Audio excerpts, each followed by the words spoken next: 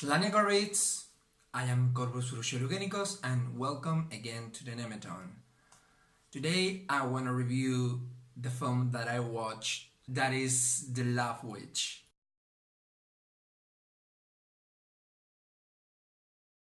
The Love Witch is a film made by a feminist filmmaker, and it is basically through the figure of a witch, a revision of gender roles in society and the interaction between men and women in a very fictionalized way, and with a character who is a witch and a narcissistic and a killer, basically. The film pays tribute to the 60s and even 70s horror movies and in films in general, and it certainly pays tribute to Technicolor. The film uses strange, bright, and histrionic colors all over the film, and it really shocks you the way the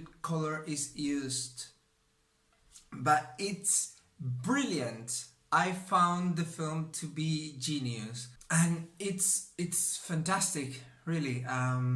Everything in the film, I feel it's calculated. Everything, even when you see the main character talk about witchcraft, and witchcraft is a religion, and even when she says it's older than Christianity, I don't think that's a misconception. I think that's calculated. Like, it's the old Wicca thing, you know, the old religion thing that were going on back then. Even if the film is set in the modern world, it is shown as if in the 60s. The way that she makes her makeup, the way that she behaves with men, the way everything is a tribute to the 60s movies. I love the dramatic first planes on her eyes, always, or on her mouth. But witchcraft-wise, it is a cool film. I mean, everything is designed, especially when you see the spells and the rituals, to seem like the first old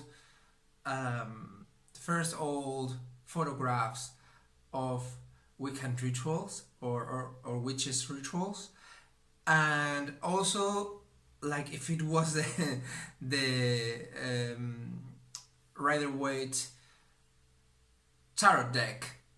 The colors are pretty similar in the ritual rooms and stuff, but witchcraft-wise, it is very well designed too.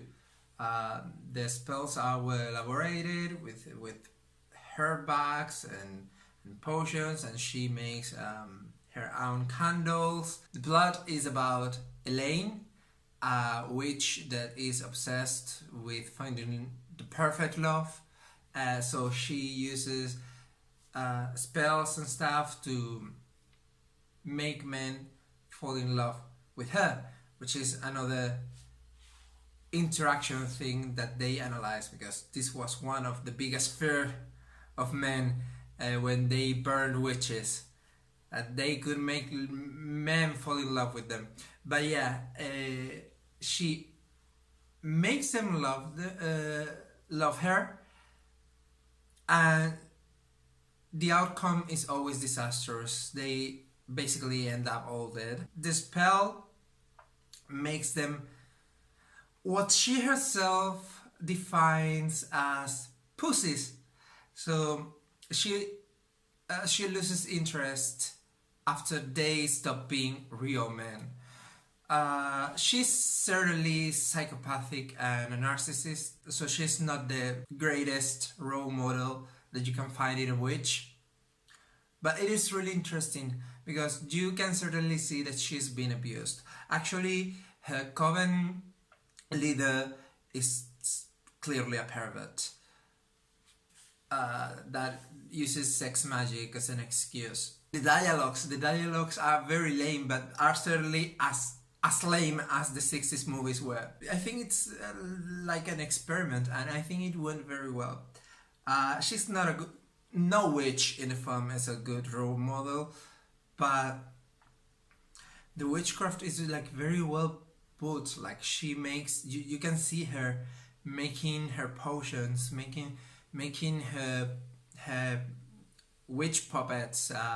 There are witch bottles in the film too. It's really interesting, and she's very proud to be a witch. That's interesting. Like she says it out loud. That's interesting too, because sometimes witchcraft is a reason to be ashamed of, or that we hide in order not to be judged.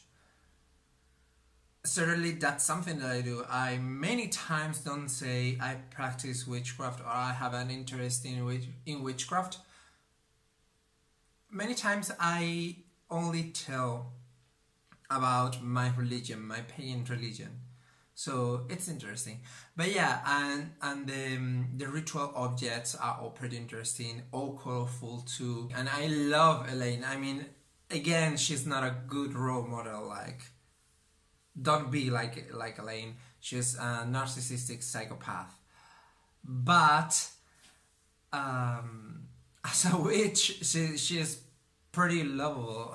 You can see in the end that many of even her makeup is...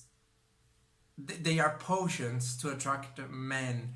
It's very interesting, everything. And there's a lot of nudity. I warned you, not in a bad way. Actually, there's the first sex scene, I think, was to me pretty hot because I found the guy pretty hot. But most of the nudity is ritual or in paintings. But yeah, you see lots of boobs and full frontals and stuff. So you're warned. But yeah, guys, you should absolutely watch this. It is labeled as a horror comedy. I didn't see much comedy, but it's certainly put in a ridiculous way. Again, like the sisters. So if you're interested in witchcraft, or the plot kind of calls you, or the things that it pays tribute to that I told you, if you're interested in any of those things, you should absolutely watch it. To me, it's a 9 out of 10. And yeah, absolutely watch it and tell me what you think in the comments. Like if you liked the video or the movie. Don't dislike if not, that's unnecessary. Subscribe to keep updated. Share this video in your social media if you think it can be of interest. Follow me in my social media. That's all, guys. Thanks for watching. May the day boy, watch over you all. Bye.